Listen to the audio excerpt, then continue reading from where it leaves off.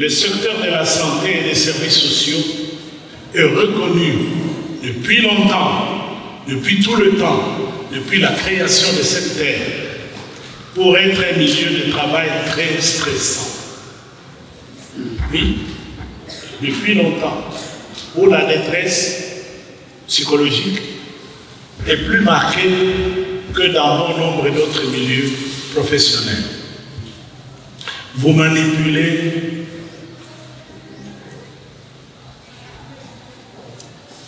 des vies. Et vous êtes en permanence sous pression. La pression d'espérer la gratitude de ceux que vous avez aidés, mais qui parfois ne vous saluent même pas dans la rue. Ils ne vous reconnaissent plus. Et vous criez haut et fort. Bonjour madame. Ça va? Maintenant ça va? Oui, oui, ça va. Mais vous ne me reconnaissez plus. Vous n'essayez pas, tout le monde d'accord. Mais c'est moi, docteur Bahati, tout à l'heure. Docteur. Donc, la pression de l'ingratitude. Oui, vous avez même la pression de la famille. La famille qui pense que quand on est médecin, on a tout. Ce métier noble qui me donne beaucoup de prestige dans la vie. Et les parents sont envoyés à l'école, mais pas pour trimer, mais pour leur apporter du pain, du lait. Mais que vous ne savez pas. Vous ne savez pas faire. Non, c'est un milieu terrible. C'est aussi un milieu où, effectivement, comme vous le dites, dans la plupart des cas, on ne valorise pas tellement les compétences des autres. Pourquoi? Parce que c'est un milieu qui est envoyé aujourd'hui par le mercantilisme. On cherche le lucre, l'argent, l'argent, l'argent, l'argent. Si vous ne payez pas, je ne prends pas mon bistouri. Ensuite, le stress chez les professionnels de la santé peut avoir de lourdes conséquences sur la qualité des soins et la sécurité des patients. Un médecin qui a eu un pépin avec sa femme, un peu manipulé ou manié son bistouri de manière gauche, et vite, une vie peut être perdue. Donc, s'il y a des gens qui ne devraient pas être stressés, c'est des gens qui travaillent dans ce milieu où le seul boulot, le seul business, c'est sauver des vies. Oui. Les signes du stress, je ne vous apprends rien. Les signes du stress peuvent être somatiques. Est-ce que c'est faux? Non. Physiologique, émotionnel, comportementaux et intellectuels. Bon, ça, ce sont des vérités universelles. On ne peut plus rien changer. Une autre vérité est que, selon certaines études qui ont été menées, surtout en France, oui, certaines études qui ont été menées en France, l'incidence de toxicomanie, il y a beaucoup de médecins qui se droguent, ou d'agents de milieu hospitalier, qui croient ainsi se prémunir contre le stress ou la peur. Alors, ils s'adonnent à l'alcool, ils s'adonnent à des drogues. Il y en a qui ne peuvent même pas prendre leur bistouri sans prendre du whisky. Ils en font une sorte de religion. Oui, des rites. C'est une sorte de rituel. On ne peut pas rentrer dans le bloc opératoire si on n'a pas pris 2 ou 3 verres de whisky. Donc, oui. Et puis, le taux de suicide est beaucoup plus élevé chez les travailleurs de la santé que dans toute autre profession.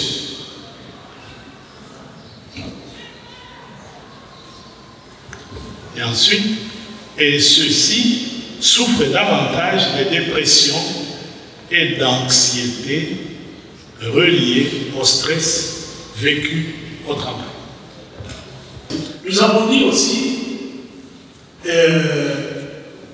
mais quand on parle de stress, parfois on le dit de manière négative. Le stress est très important dans la vie. Il n'y a pas de performance sans tension interne. Mais lorsque la tension minimum vitale est dépassée, on parle de stress. Mais nous avons tous besoin d'un stress pour vivre. Sans stress, il n'y a pas de vie. Oui, le stress c'est important dans la vie.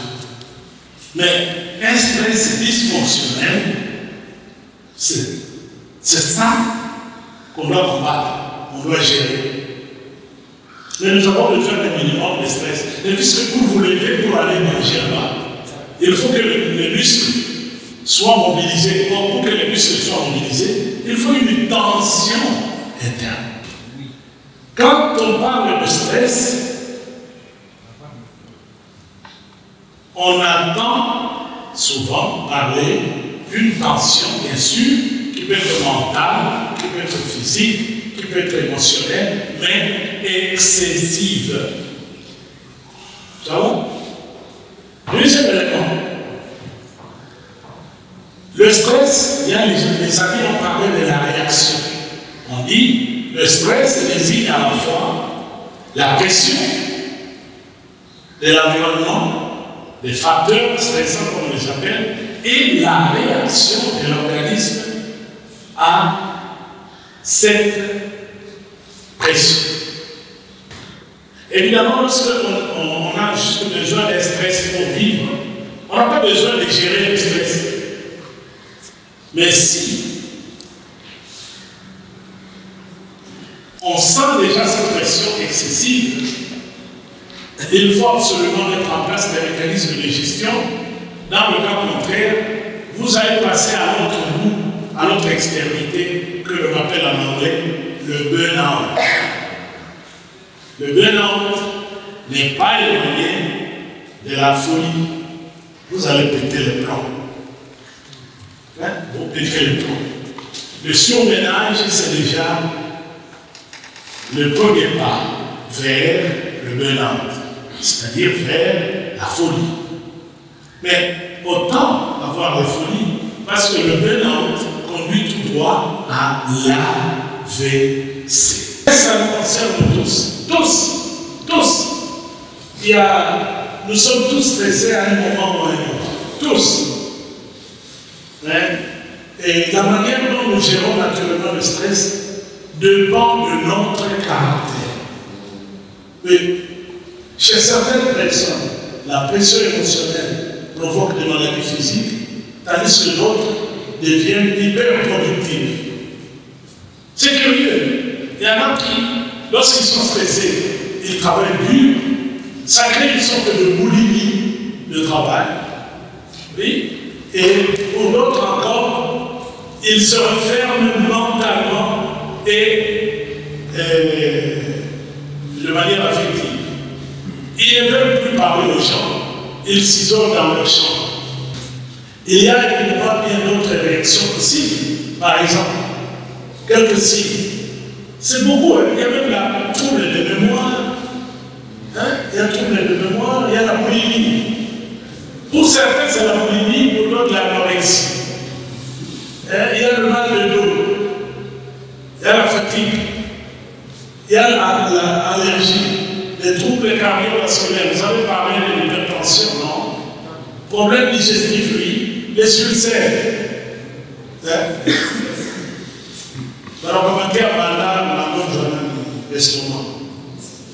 Problème, et puis il y a les coliques, les troubles sexuels et hormonaux. Oui, troubles sexuels et hormonaux. Il y a, pour certains, le stress provoque une sorte de pulsion exagérée, une pulsion sexuelle exagérée.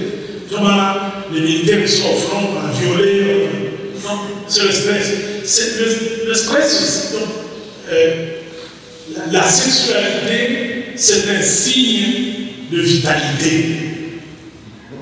Oui, pour montrer qu'on est en vie, on commence maintenant à... On le demande toujours à travers une sexualité un peu exagérée. Nous avons aussi d'autres signes, isolement. Ça sont des signes physiques. Nous avons des signes sociaux là-bas. Nous avons l'isolement, le désintéressement, et nous avons les erreurs, les retards. Le retard au boulot, c'est aussi un signe de stress. On ne veut pas aller dans le milieu qui vous stresse. Alors vous regardez la sentence. Augmentation des profits. Un milieu stressé où les gens sont stressés, il y a trop de profits. Pour un rien, deux ou trois personnes sont en train de rire, ils parlent d'un film, ou bien ils parlent d'une pièce de théâtre, puis quelqu'un arrive. Je dis, ma femme, que la salle de camp m'a envoyé à ma cabine. Ah, mais c'est tout en train. Donc on soupçonne tout le monde. Il y a la perte de sens. Il y a la perte de système de valeurs. Sentiment de vide et d'inutilité. Moi, si c'est l'infirmier, on a qu'à ah, on va donner ça au docteur. Ça, c'est déjà le stress. Ils se sentent inutiles. Hein? Vous avez suivi tout à l'heure. La non-valorisation des compétences des autres. Ça crée le stress. Parce que vous rendez quelqu'un inutile. Il y a aussi le sentiment de vide. Vous ne comprenez plus qu'est-ce qui vous arrive. Et la perte de valeur.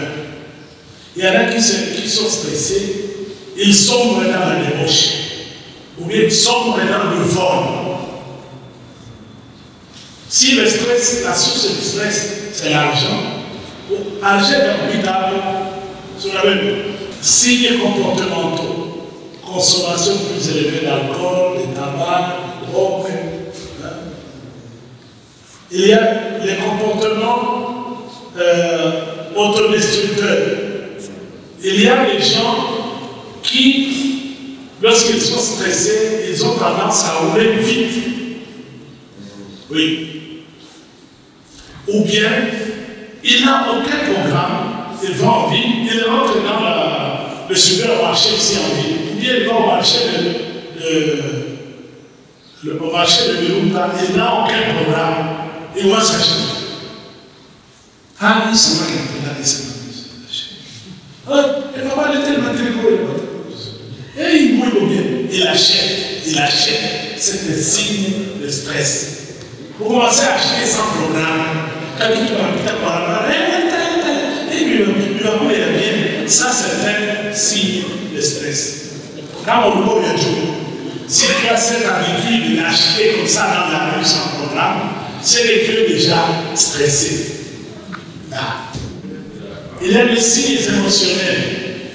Il y a irritabilité, crise d'angoisse, hyper-émotivité, dépression, apathie, tristesse. On perd confiance en soi, l'autodépréciation, sentiment de puissance et d'échec, et surtout la perte de sens de l'humour. Celui qui n'aime plus, qui est irrité par l'humour, est déjà stressé. Comment c'est que tu peux décider de ne plus jamais rire? Nous voulons faire un petit exercice qui a montré check.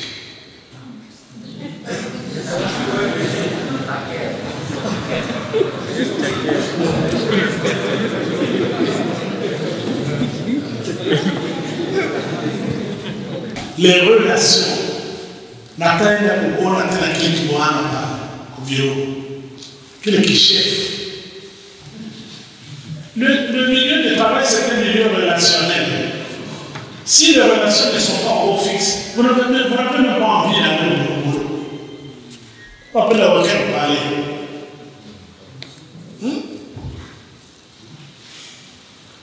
Les gens ne se sentent pas appartenir au groupe. Il y a le groupe des médecins. Il y a le groupe des infirmiers. D'abord, ce groupe, on a non seulement créé l'ordre de médecins, alors que le premier boulot qui avait commencé sur Terre, c'est celui de l'infirmier. Maintenant, les infirmiers à leur tour ont dit, n'assistons pas la honte. Les avocats, ils ne sont pas restés en l'air, c'est l'ordre des avocats. Dans certains pays comme le Canada, il y a l'ordre des enseignants, l'ordre des ingénieurs. Donc, chers amis, lorsque appartenir à un groupe, c'est très important.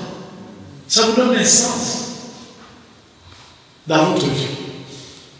Alors, la pire des choses que l'on puisse subir dans sa vie, c'est l'exclusion, surtout en milieu du travail. Et la meilleure façon d'exclure les gens, on le voit, la meilleure façon d'exclure les autres, c'est d'adopter un langage que les autres ne comprennent. Vous allez sur le lieu du travail,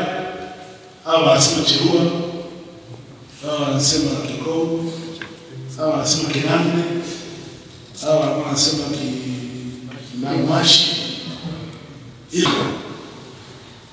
bon, les conseils, vous les avez. Maintenant, je vous laisse le temps d'aller réfléchir individuellement sur la deuxième question. Mais commençons d'abord par la première. Est-ce que le bonheur est possible sur le lieu du travail? Trouver du plaisir au travail, est-ce que c'est possible? Oui. C'est possible? Est-ce que c'est utile? Mais pourquoi? Pourquoi pensez-vous, un, que c'est possible, deux, c'est utile? Le bonheur sur le lieu du travail, le bien-être sur le lieu du travail, l'épanouissement. On va jouer. Si on dit à CH, c'est le cas. Quand vous t'aimez, il n'y a pas de titre.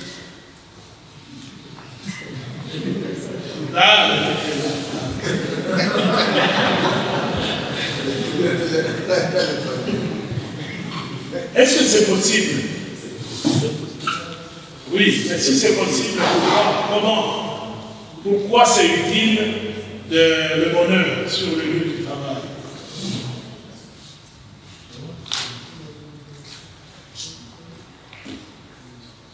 J'ai l'impression que tout ce qu'ils ont. Oui, Jérémie. C'est parce que même la Bible dit qu'on ne peut pas avancer si on ne s'entend pas. C'est-à-dire quoi? Bon, ça. Même la Bible dit on ne peut pas avancer avec quelqu'un si on ne s'entend pas. Oui. Nous sommes ici au niveau du bonheur. Oui, c'est là que je vais aller. Est-ce que le bonheur, est-ce que c'est possible de ressentir le bonheur au travail? Oui, si on se détermine. Est-ce que c'est possible qu'il y ait la paix et une paix durable, sans nuages, sans soupçon, sans stress permanent, sans suspicion, entre le médecin, directeur et la GIS? Oui. C'est possible. Oui. Oui. Oui. C'est possible. Oui. En bon? C'est possible. Emmanuel me dit que c'est pas possible. Oui, parce qu'il y a une notion de durable que vous avez. Vous me donnez avant le micro, parce que je disais, c'est ce qu'il se disait. Je vois ce monsieur, il ne sait pas, quand il touche, il est en train de tirer sur une fibre sensible. Agisse. C'est durable, c'est ça. Donc, sur l'homme. Il y en a qui disent c'est durable. Ah, même le Didier dit durable. Ah, durable, les autres, tu as beaucoup. Durable. Entre la GIS, le médecin directeur, une paix durable, sans suspicion, sans nuage. Moi, je sais qu'il y a des clichés. Il y a deux clichés qui existent entre les deux. Un, dans beaucoup de... Partout, on pense que les agis sont des voleurs. Ça, c'est un cliché. Mais, le type, même là où c'est ça le discours que l'on tient à leur absence. Il va le type de rien que confiance en ta. Bah, tcha.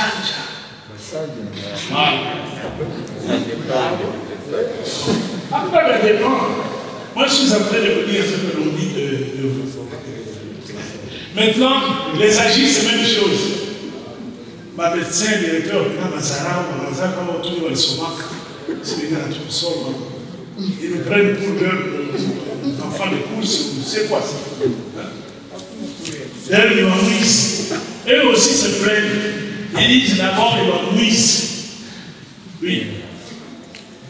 Maintenant, c'est entre les deux là que nous cherchons une paix durable. Et c'est possible. Sans laquelle, oui? Sans laquelle rien ne perd. Ok. C'est possible qu'il y ait une paix durable entre les superviseurs et les supervisés. Oui. Sans soupçon. Oui. Ok. C'est possible que les médecins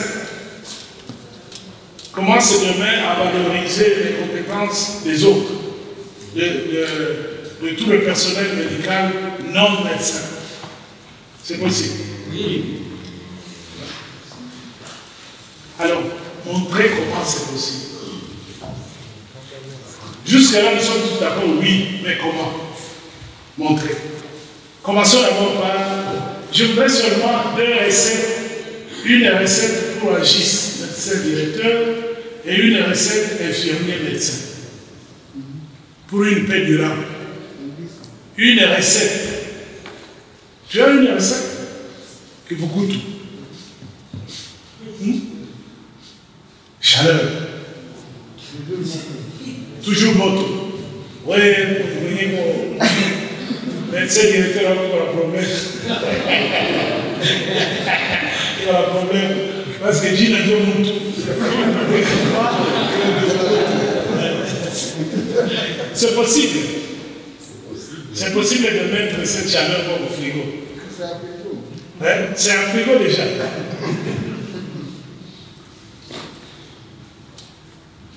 Mais je crois que c'est possible, mais un peu de tout ça aussi. Hein.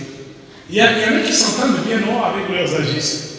Oui, ils sont vraiment très bien. Alors, est-ce qu'ils peuvent partager le secret? Comment sont-ils parvenus à parler le même langage? Et vous tombez quoi?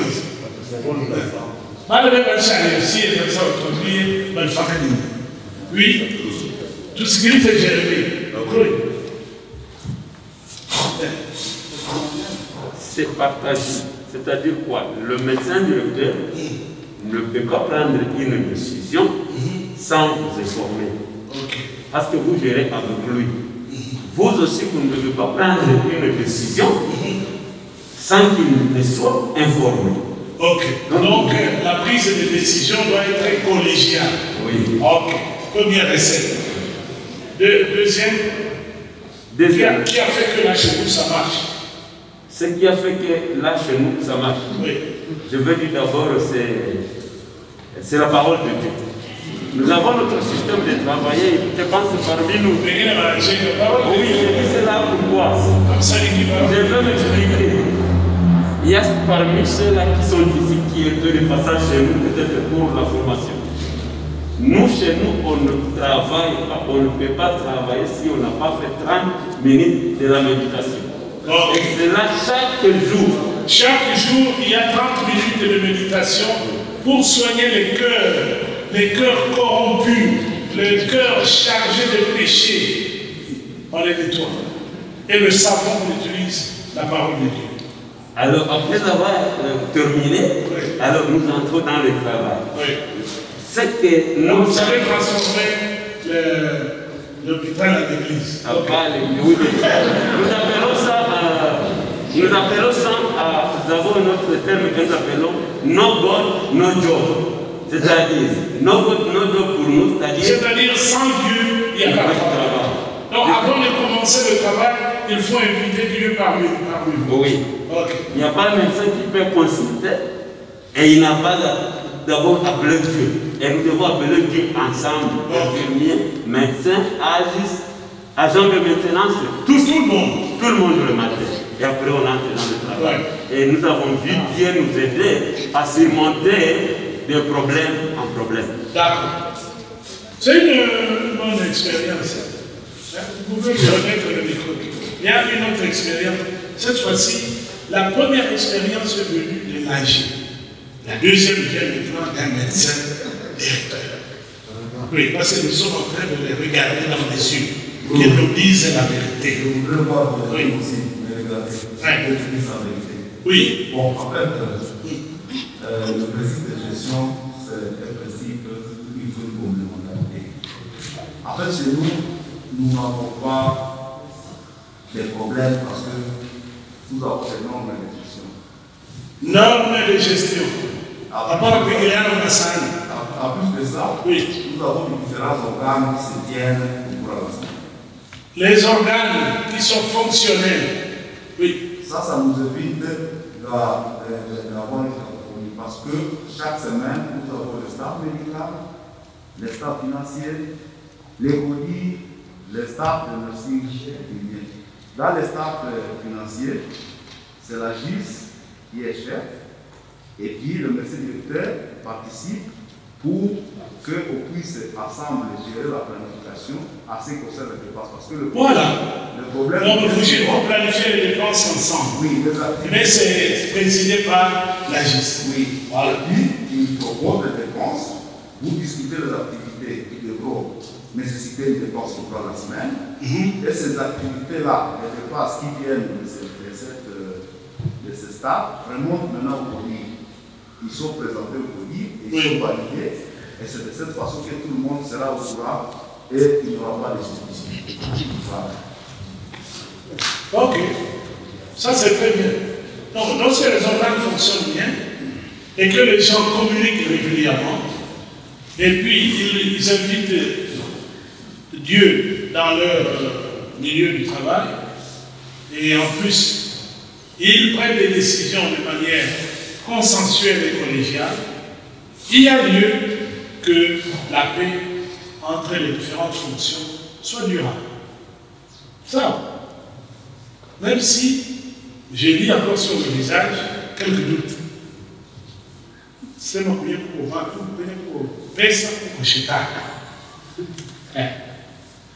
parce que le docteur, quand approche le moment, le médecin, le docteur approche le moment maintenant de voir, on doit préparer le papier, quand on commence à lui raconter des histoires, lui, de là où il est en train de voir, est-ce qu'on est un autre patient, puis on vient maintenant de raconter des choses, en tout cas,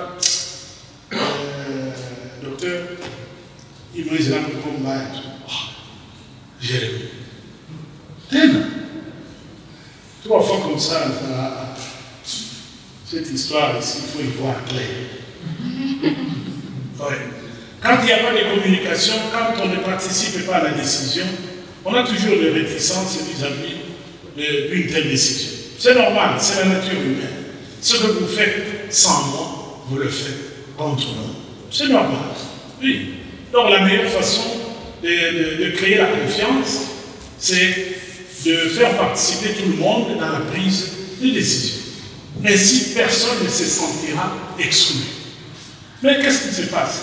Quand il s'agit de planifier, je ne sais pas quoi, tout le monde, même les gardiens, etc. Mais pour la planification des dépenses, il y a comme des fétichistes. C'est comme des sorciers là-bas qui sont en train de préparer une ponction magique. Et il ne parle même plus à haute voix. Et il commence même à dire, agisse, non, c'est pas tranquille, tout le monde. Ils quittent même le milieu du travail, ils vont travailler ailleurs, parce qu'ils veulent parler d'argent.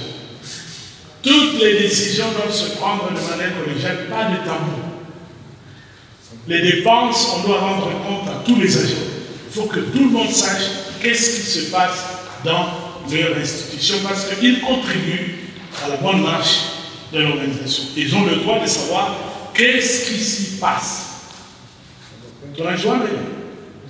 Donc, il y a un certain nombre de facteurs de confiance. Pas de confiance, pas de travail. Et pas de confiance, il y aura des conflits. Pas de confiance, il n'y aura pas de performance. Oui, monsieur. Et comme ça, il y a une accord. Nous voulons des gens qui nous disent, il ne faut pas nous dire ce que vous aimeriez qu'on fasse. Il faut nous raconter votre expérience. Parce que ce que vous aimeriez qu'on fasse pour créer ce climat de paix, ça se trouve dans des livres. Nous pouvons lire. Mais nous voulons savoir qu'est-ce qui se fait chez vous.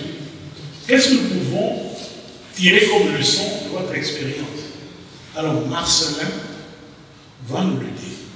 En fait, si au cours de notre exercice, nous avons eu à avoir de la confiance par rapport aux agents et donc aux agents de l'hôpital, c'est parce que d'abord, nous, directeurs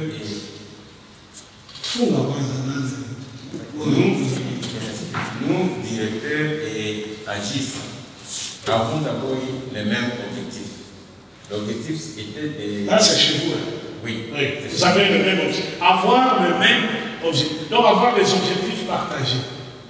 On a eu le même objectif et l'un des objectifs était de remonter d'améliorer la rémunération des agents.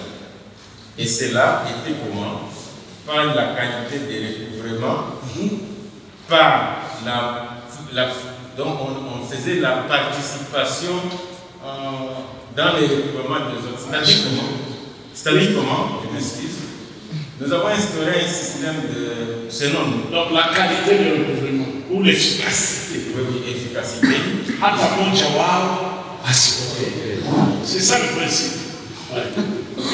Ensuite, nous avons essayé de limiter, de faire les activités non planifiées. Oui. Et enfin... D'abord, pourquoi vous faites des activités non planifiées? En fait... Non seulement limiter, mais pourquoi vous le faites? Non, il y a des activités circonstancielles qui arrivent. Ah, il marche. Bon, très bien. Et enfin... En fait, parce qu'on n'a pas planifié ce que vous dites, mais je vous dis que nous travaillons dans des milliers de gars où il y a quelque chose qu'il faut faire pour la communauté. Non, le problème n'est pas celui-là. Le problème, c'est que, imaginez, vous planifiez. La planification, vous la limitez à quel niveau? Au niveau des activités, dans un tableau. Mais la planification, elle va toujours de pair avec la planification des ressources. Mais les activités vont se faire comment ça en ressources? Mais vous allez faire des activités non planifiées. Où sont les ressources? Mais il y a quelque chose que moi je n'arrive pas à comprendre. Nous faisons beaucoup d'activités non planifiées. C'est brisé. Les activités non planifiées, les ressources sont venues. Donc, oui, donc, ça explique un médecin. Un médecin directeur pour attendre. Il commence à dire, avec la GIS, planifie, nous avons les mêmes objectifs. Mais quelque chose de particulier que vous faites et qui est à la base de votre succès, c'est quoi? Qu'est-ce que nous faisons par rapport à la base? Des particuliers qu'on ne peut pas trouver ailleurs. Donc, moi, je pense que nous avons instauré un système d'enregistrement des montants à toutes les différentes sources afin d'avoir l'idée sur la perception que la structure est en train d'enregistrer par différents services. Parce que c'était le but était de gagner la confiance. Est-ce que les montants enregistrés sont portés à la connaissance de tous? Oui, en fait, par les différents services, ils savent déjà, avec ces mois, nous tentons vers tel montant parce que ils enregistrent les noms des gens, les numéros des... Et ce qu'ils génèrent chez eux? Oui, oui. Oh, ok.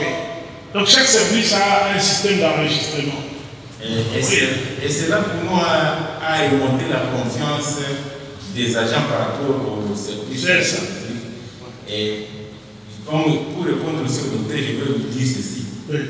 les calamités ne sont pas prévues et ne sont pas souhaitées. Il peut arriver que vous n'avez pas prévu de faire une clôture, mais les tremblements viennent faire écouler une clôture. Là, ça devient inactivité. Tremblement, c'est extrême. Haïti, par exemple, il n'y a pas de tremblement. Oui, il est vrai que nous devons nous préparer, nous devons avoir ce qu'on appelle, nous devons mettre en place des mesures de contingence. Même la contingence se planifie. Ce n'est pas parce que les événements sont inattendus qu'on ne doit pas planifier une réponse au cas où. Donc, mon cher, le président Dwight Eisenhower disait ceci. Suivez-moi, il disait souvent ceci. Failing to plan is planning to fail. Celui qui ne planifie pas, il planifie l'échec.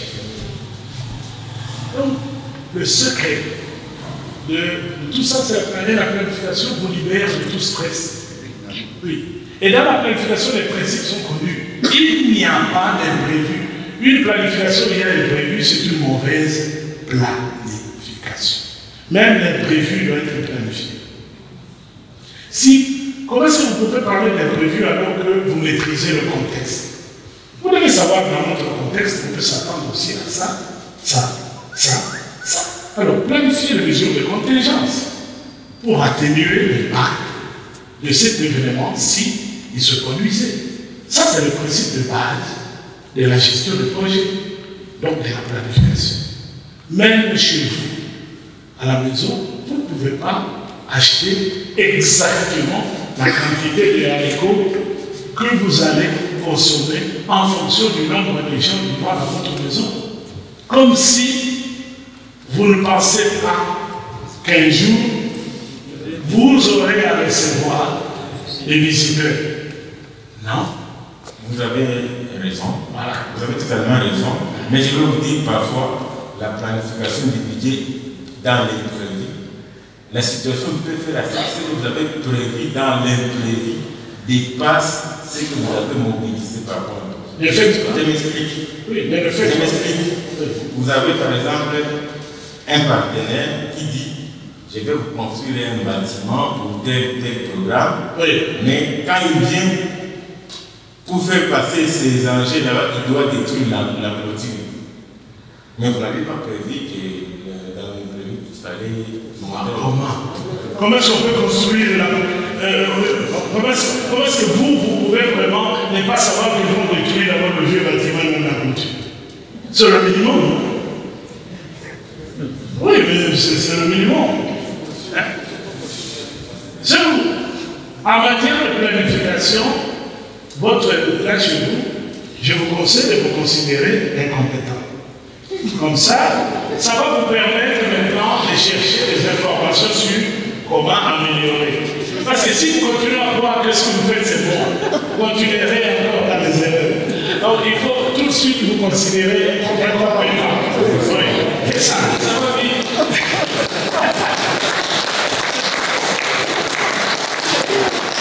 Mais ce qui m'inquiète un peu, c'est que tout le monde a parlé de recouvrement.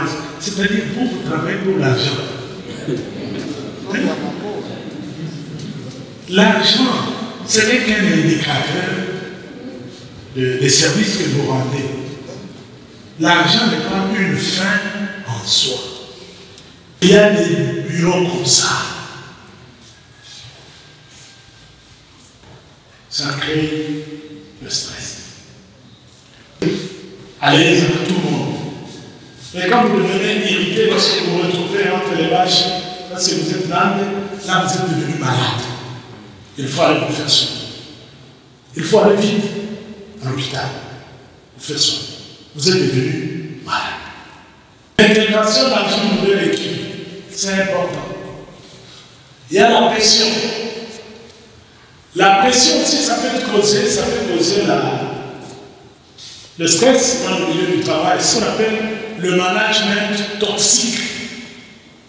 C'est pourquoi ce matin, nous avons commencé par le premier geste pour vous libérer du management toxique. Jetez votre titre dans la poubelle. Parce que ça vous prédispose à un management toxique. Milieu chef, Dieu a dit en détermination de peine. Pourquoi tu es allé directement voir le représentant? Pourquoi le Métamouka? Pourquoi? C'est moi le chef. Après tout, jusqu'à 20 ans, c'est moi. Il faut arrêter ça. Arrêter ça. Oui. Il faut arrêter ça. Et il faut éviter de mettre en place un management toxique. Alors, nous sommes à l'église. Quand on m'a dit que ça va se passer à l'église, je me suis dit, est-ce que la Bible parle de stress? Oui. Hein? Que dit la Bible? La Bible ne mentionne pas le stress. Vous chercherez partout, vous ne trouverez pas le stress. Mais elle parle de l'anxiété. Elle parle des inquiétudes. Elle parle des afflictions qui sont souvent associées au stress.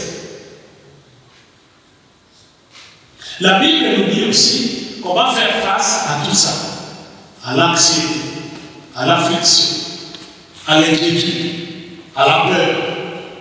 Comment y faire face? Je viens de se donner quelques... Le stress, sous toutes ses formes, fait partie de la vie. Regarde, lisez seulement l'histoire de Job. L'histoire de Job est révélatrice de cette faiblesse que nous avons envers le bien de ce monde et qui nous stresse. Vous allez lire aussi Pierre et Corinthiens. Je ne voudrais pas le lire pour vous. Faites comme moi. Allez lire. Pourquoi est-ce que je vous envoie lire? Parce que l'une des façons de gérer le stress, c'est de lire la Bible. Alors pour ceux qui ne lisent pas la Bible, tant pis. La Bible, mettons d'abord de côté qu'il s'agit du livre des dieux, mais c'est un livre, bon, disons, la Bible contient le secret de la vie. Il n'y a pas un autre livre sur terre qui vous parle autant de la vie que la Bible. Du secret de vous avez Job, Pierre 4, 12, 1 Corinthiens 10, 13. Il n'y a personne qui a amené la Bible. J'aimerais seulement qu'on lise 1 Corinthiens 10, 13.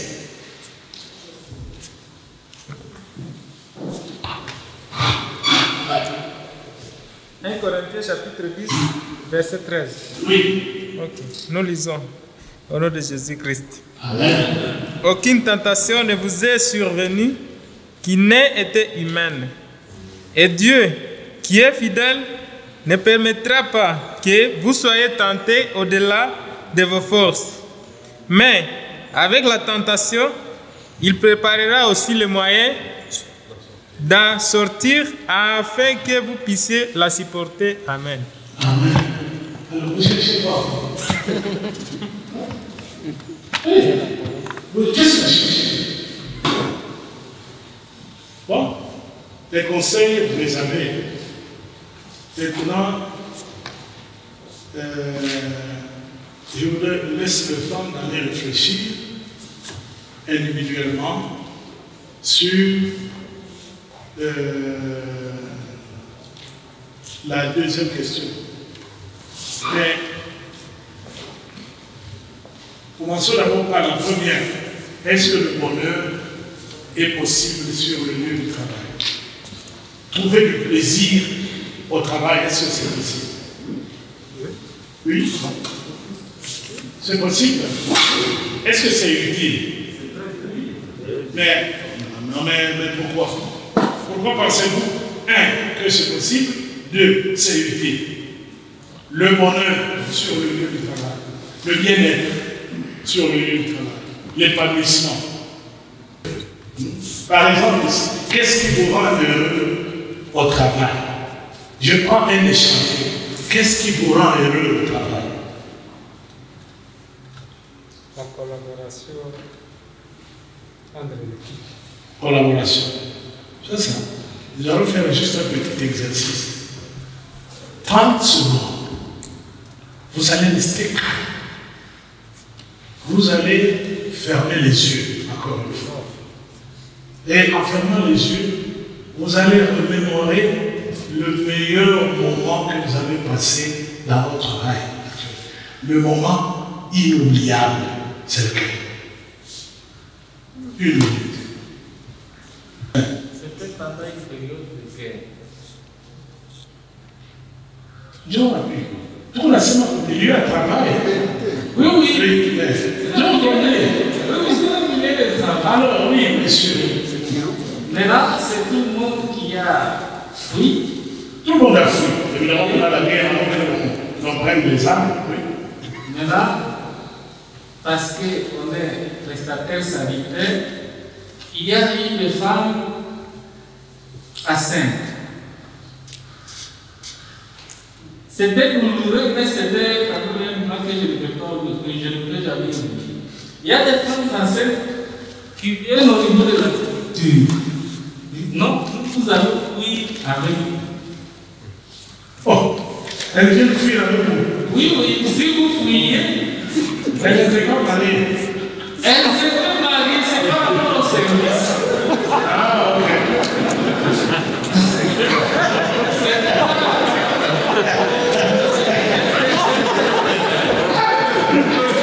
Ça, c'est vraiment le meilleur.